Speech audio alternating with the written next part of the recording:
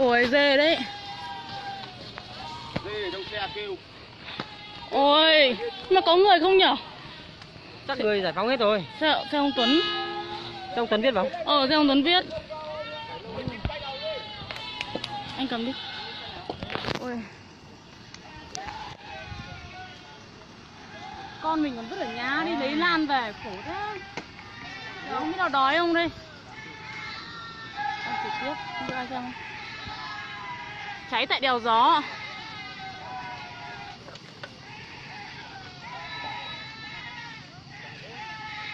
Này, cầm lấy đi. Úi dồi, nhiều dê. Ôi, thương thế, chết hết, thành than hết rồi. Ôi, dây điện có sao không? Dây điện như cháy, dây điện chập cheng hết à? Em sợ lắm cơ. Anh ơi, cầm em với. Sợ quá, ở đèo gió chị ơi, ở dưới cua này này, ở dưới cua lương này này chị ơi. Xe Tuấn Viết nhá chị nhá. Ôi thương thế.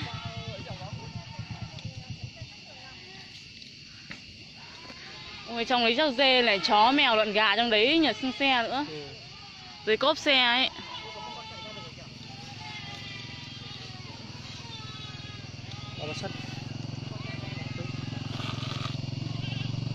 Vừa cháy xong đấy, vì vừa nãy em thấy xe kia vừa xuống mà. Xe công... ơi. Thế bảo ba Xuân xuống đây đi. Kìa, mày thấy xe Tuấn Viết này. Hả? Xe Tuấn Viết cháy. Xe Tuấn Viết cháy hết rồi. Không biết. Nhưng mà nhiều dê chứ các thứ lắm. Các xe ở dưới này hết rồi, cả xe.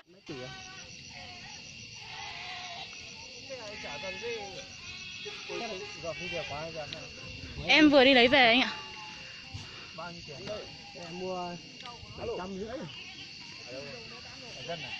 Của dân họ đi ở rừng về anh ạ.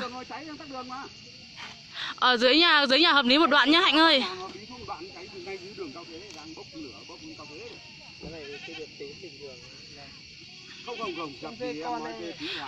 Trong xe toàn thấy dê kêu thôi. Ôi chứ mình nhìn đường điện thì sợ thế. Chỉ sợ đường điện này. Mình ở dưới kia mình phải hay là họ đốt lương, đi từ dưới kia lên tưởng là họ đốt lương. Sợ thế. Anh chồng với em cứ cãi nhau là họ đốt lương chứ. Em bảo thế rồi một loạt xe tắc ở dưới này em đã bảo rồi. Còn mập. Bây giờ anh về chăm phân ra mấy mà nó to phết. Ở trên nhà em chị Ngọc ơi, ở trên đèo gió.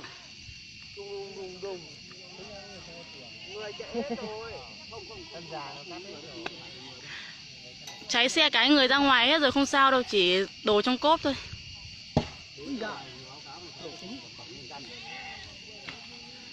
Này.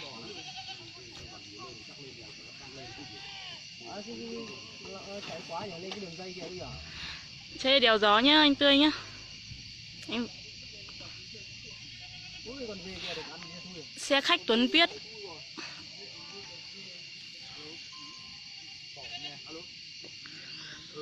Ông Tuấn đang khó khăn như thế chứ anh Tuấn. Đen đấy. Cái này không biết kiểu gì, nhiều nguyên nhân lắm Nguyên. Mà đèo gió dạo này làm sao hết tai nạn đến chạy ấy từ mấy hôm nay rồi. Ra hết rồi, mọi người đưa được đồ ra rồi thì cũng đưa chuyển một ít phí ra rồi nhưng mà cháy.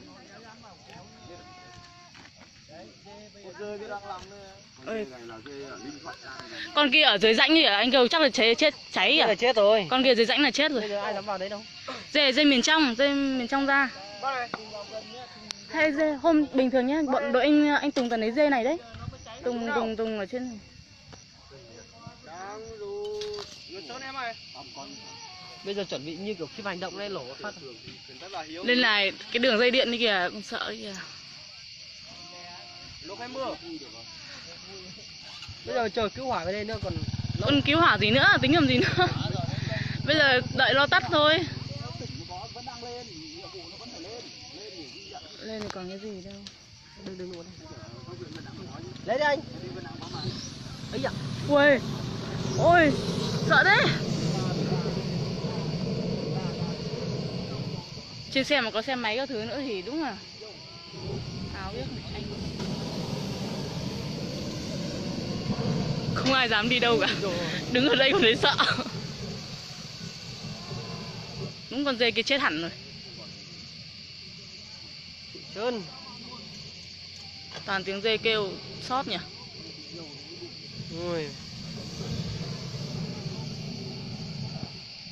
Ui giời. Người ra hết xe rồi nhá, không có ai sao đâu.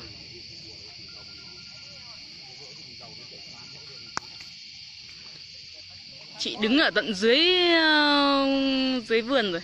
Có đứng trên đường đâu mà sợ. Sợ.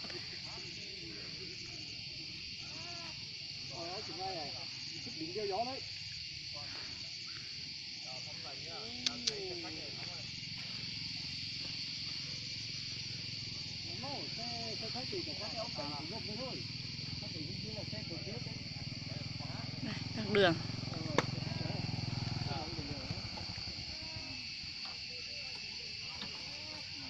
Dê kêu thảm thiết. Đây này. Chết rồi. Chết rồi mà, con kia là chết rồi. Dê là chạy đắt hả anh? Dê từ bên trong dê dưỡng dê cạnh ngoại dê nhỉ? Ừ. Đây là dê đắt. Về lấy giống. Ừ. Nhà từng cái này nuôi một đống về lấy giống. Thúy chắc đang xuống đấy nhỉ?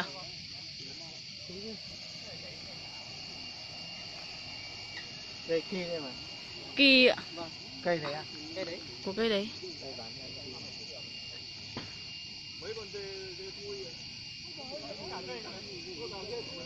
Dê chết hết ở dưới rãnh này kìa. Nó ra ở rãnh một con, hai con ở rãnh kìa.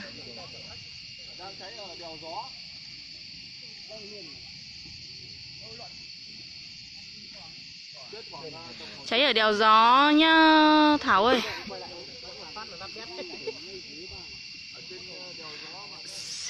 Xe khách Tuấn Viết Hùng ạ.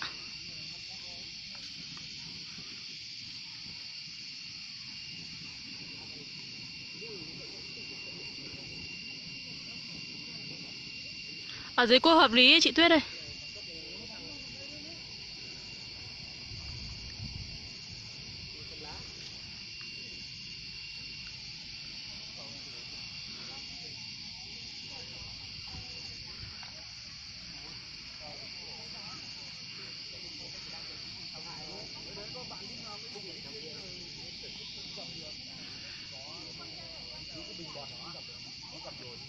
Dê trong xe chết cháy hết rồi. Chết hết dê rồi.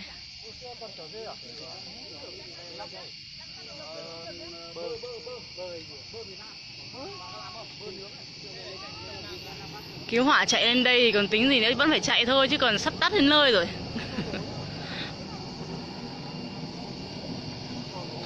Dầu lổ này, ga lổ vùng vùng này.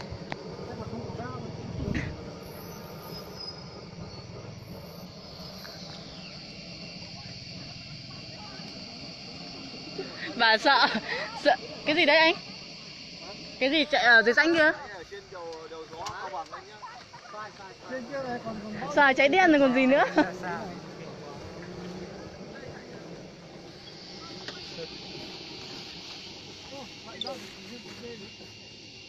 Pin yếu rồi anh chồng. Pin yếu rồi, không trực tiếp được nữa rồi.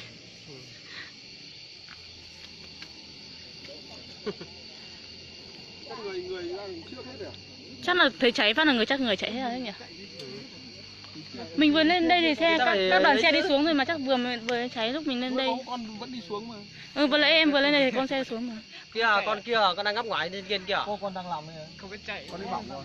Con ở dãy rãnh là chết rồi. Thế là nó vẫn có thấy đồng đội đây, nó không đi đâu. Đang cháy vàng quá này, sợ quá chạy nhào kia rồi. Không biết mấy con dê nhỉ? Mưa này, chuẩn bị mưa xuống rồi này. Nhìn qua 4-5 con rồi. Mưa thì mưa luôn đi. Phi điệp à? Mua đây anh. Em vừa mua về. Vâng. Em vừa mua về vừa đến đây đấy. Dạ, ai mua bán luôn. Anh để cái chỗ khác không nó rơi mất. Bán cho cái đẹp đấy. Kỳ này á? Kỳ này 80.000. Xe khách Tuấn Viết nhá anh ơi. Hả? Anh Hiếu ơi. Anh lấy bán đây. Anh đừng cầm một cái rễ của nó. Rễ là thui rễ đấy. Về anh lấy giống được. Cầm kia anh cầm vào Cây cái này thôi. to lắm. Thân nó to, hoa nó to, lá nó cũng dày ấy. Cánh lá dày ấy. Đẹp đấy, cái này đẹp đấy. Cây đẹp mà, thân lấy ở rừng, cả gốc cả ghiếc ở rừng. Vâng, ra đây lấy bán đây. Cái này đẹp này. Ai lấy cái này bán luôn cái này. Anh cho túi bóng các thứ. Đây này, mua cái cục này này. Đấy, mua cục này về chơi. Kỳ ghê anh phải ươm 3 năm nó bắt đầu mới dài được ra. Cây không còn cây gì. Cây gì? Cháy ở đèo gió Ngân Sơn Bắc Cạn nhá. Cháy vẫn đi được. Đi bộ mà không dám qua. Có làm gì đâu. Em có. Cháu đi lên, cháu đi lấy lan về. À đây, người đẹp. Đây, có đây đây. Đây có rồi, rồi cô thì cô trả lại cho khách. Bán lan à? Đi đâu? À đây. Quay lại đây. Anh ấy còn kịp. Cái kia. Ai đấy? Con dê kia sót chưa? Nhìn con dê kia thương kìa. Đấy, con dê thì rãnh là chết rồi còn gì nữa. Lúc này nó rãnh đạch. Đây này còn sót một con dê kia kìa. Còn một con ở trên nữa kìa, trên sườn lửa. Không ai chết đâu, người ta chạy ra ngoài rồi, chỉ có dê chết thôi. Toàn dê. Chết hoa quả. Dê dưới cốp số thứ không sẽ hoa quả đổ hết ra ngoài rãnh. Cái gì mà nó bén lên tận lấy kia nhỉ? Với vật mẹ mày nó cháy lan nó thành cháy rừng nữa. Để chạy Kia kìa. còn sợ lên dây điện nhá đấy. Sao nó lẩu? Pin yếu rồi, pin yếu rồi. Pin yếu rồi à? Pin yếu rồi. Bán chưa? Giỏ lan này bán chưa? Chưa, cháu vừa người lấy về. Anh chỉ lấy mỗi kỳ thôi. Sợ chưa? Đi chưa? Chắc cháu vừa mới tới đây là lổ vừa ấy là một tí rồi đúng không? Đang có ô tô nhà xe nhà Tuấn Viết đang cháy. Đấy, đang chuẩn bị mưa đây. Âm ở đây. Bây giờ mưa thì còn dập được tí nhỉ? Chả dập được bên trong xe. Không mưa. Cứu hỏa đâu chạy lên. Là hỏng hết 100%. À đây, đang Nhà ông Tuấn lại đang xe đây. Tuấn Viết nó cháy. Ông ấy đang thời điểm khó khăn đấy. Ê, nhà Tuấn Viết nó đang phá sản. Nó giữ đường ấy. Đang khó khăn đấy chứ. Tắc hết cả hai đầu đường. Bạn thân bà Xuân đấy. Khổ nhỉ? Bạn thân. Nhá. 3 tỷ. Con Đi xe hết này rồi. của nó mới đẹp ấy chứ nhỉ? Xe khách nhá. Xe khách. Ở trên đèo gió, toàn ở trên đèo gió. Con này màu xanh dương. Con này không phải màu đỏ, con này màu xanh. Trên đèo gió Bắc Cạn. Con này màu xanh dương. Không phải. Con mình vứt ở nhà cho bà trông hộ đi từ sáng đến giờ. Xong bây giờ hóng hết ở đây. Có về được đâu đây. Bây giờ còn lâu mới về được. Nó vẫn- Một tiếng nữa. Giờ còn lâu. Giờ các cô cũng đói trên xe cũng đói hết. Thôi chả đi lắm năm đâu. Đi làm quái gì nữa. Bây giờ nó cháy sắp, Nó tàn rồi không một tí cháy nữa. sắp xong rồi. Nó kéo một cái vào trong là xong. Kéo. Bây giờ mình lách qua kia vẫn lên được mà. Được rồi mà. Đấy, thế nó tàn. Bọn xe to, xe dài ấy. Sầu riêng nhiều nhỉ? Ui rồi. Tí ra qua sách mấy quả. Ui kìa, tôi cháy lan đến con dê ở trên sườn nữa kìa. Con kia không biết chạy đi, chẳng biết sợ. Khổ thế nhỉ, nóng như thế mà. Chán thật đấy, nó không biết chạy gì cả. Thương nhỉ. Con này còn biết chạy ra ngoài này. Ủa lúc nãy tiếng dê kêu sót nhỉ, kêu ông mầm. Cứ như là người la. Kiểu tiếng dê tiếng tiếng người nó cứ kêu yeah, này sợ. Nhưng người ngợm là thoát ra hết rồi đúng không? Hàng hóa thiếu hết rồi. Người không sao là may. Bây giờ mọi người không lên đây được rồi. Than nhé, máy hết sạch pin rồi. Không nói chuyện với mọi người được rồi. Thôi nhá, thế thôi để quay trực tiếp cho bọn nó xem. Nhiều người xem đấy, 1000 mấy à? Nhiều nhưng mà em hết sạch pin rồi.